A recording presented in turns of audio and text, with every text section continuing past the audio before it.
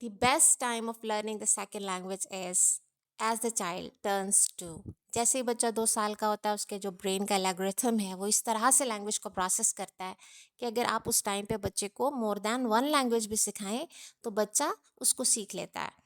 उसमें आप बच्चे को 2 3 इवन के 4 ज़बानें जो है वो एट अ टाइम सिखा सकते हैं.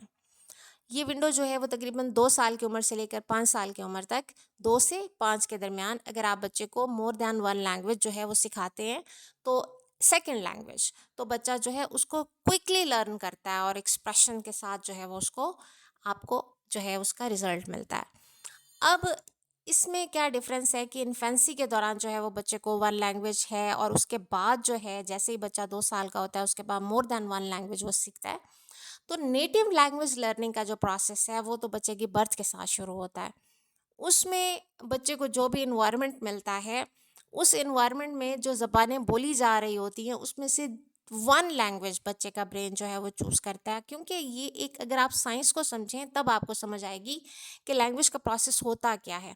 बच्चे की रिकग्निशन होती है साउंड्स के थ्रू.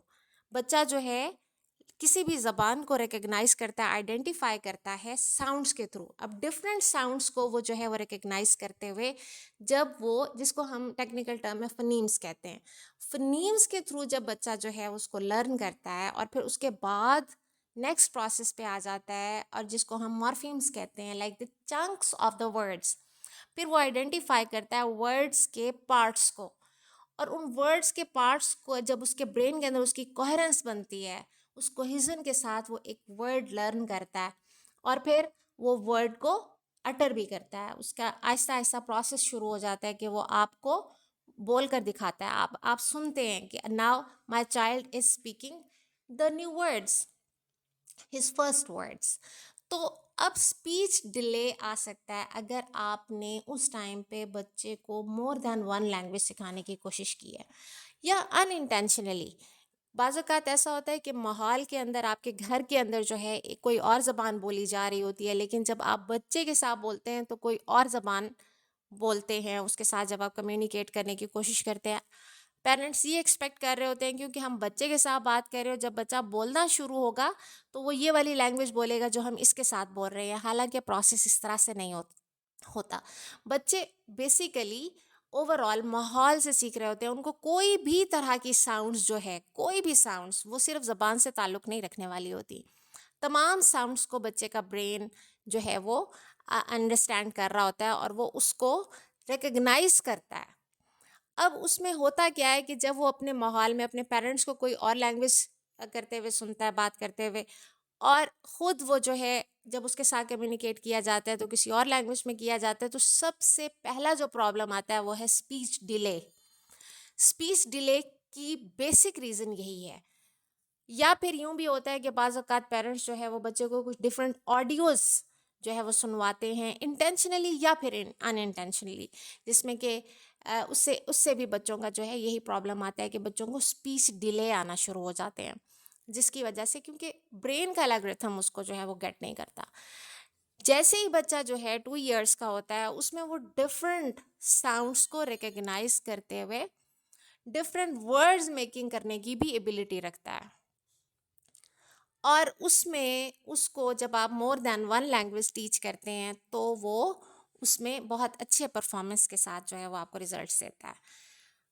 इसमें भी आपने प्रोसेस जो है वही नेचुरल ही रखना है. जो साइंटिफिक प्रोसेस है बच्चे को साउंड्स के थ्रू मतलब कि लिसनिंग, बच्चे को एक इन्वायरमेंट दें जिसमें बच्चा जो है वो ज़्यादा से ज़्यादा उस लैंग्वेज को जो आप उसको सिखाना चाह रहे हैं या even if there are more than one language तो आप उसको उस इन्वायरमेंट में रखते हैं तो बच्चा जो है उस इन्वायरमेंट से सुन कर साउंड्स के थ्रू उन वर्ड्स को अंडरस्टैंड करता है, the chunks of words, and then the process moves towards the sentences. इसी तरह से राइटिंग का भी प्रोसेस है.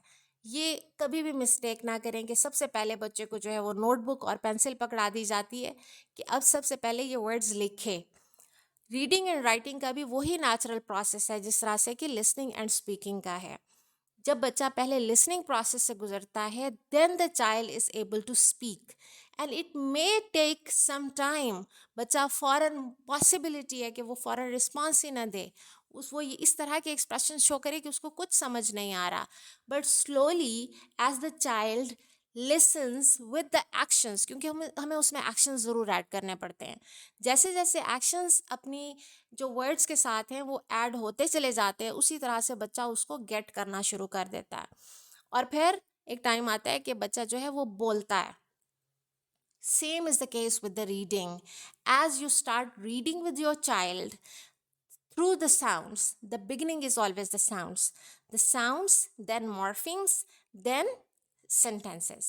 تو بچہ جب اس اسٹرکچر کے تھرو چلتا ہے کہ پہلے وہ ورڈس کی ریکگنیشن کرے, ورڈس کے چنکس کو سمجھے, the structure of the words and then the structure of the sentences. Now here I would recommend that don't go into the depth of the grammar at this stage. بچے کو اس time پہ grammar نہیں سمجھ آتی کہ اگر آپ یہ سمجھیں کہ وہ سینٹینس اسٹرکچر کے لیے جو ہے وہ گرامر کے تھرو لرن کرے گا, تو ایسا نہیں ہوتا. اس میں بس آپ کو خود خیال رکھنا ہوتا ہے کہ while speaking you are following the correct grammar. The same is the case when you are reading. Definitely in the books you will find the correct grammar of that language. اس میں کیا ہوتا ہے کہ آپ جب اس کو ریڈ کرتے ہیں تو بچے کا برین اسی طرح سے پروسیس کرتے ہوئے پھر رائٹنگ اسکل پر بچہ آتا ہے, کیونکہ اس نے ورڈس کو, اس نے الفابیٹس کو ریکگنائز کیا ہوا ہوتا ہے. پھر وہ الفابیٹس کی ریکگنیشن کے ساتھ ساتھ اس سینٹینس اسٹرکچر کو, ورڈس کے اسٹرکچر کو سمجھ رہا ہوتا ہے, اینڈ دین ہی ڈیولپس. تو اس طرح یہ ہوتا ہے کہ جیسے ہی آپ بچے کو 5 ایئرس کے بعد 6 ایئرس کی ایج میں رائٹنگ کرانا شروع کرتے ہیں, یا اس کی آپ جو ہے چاہ رہے ہوتے ہیں کہ اب یہ کمپوزیشن بھی کرے, تو چائلڈ جو ہے وہ اس ٹائم پر آپ کو بہت تیزی سے اس کا رزلٹ دیتا ہے.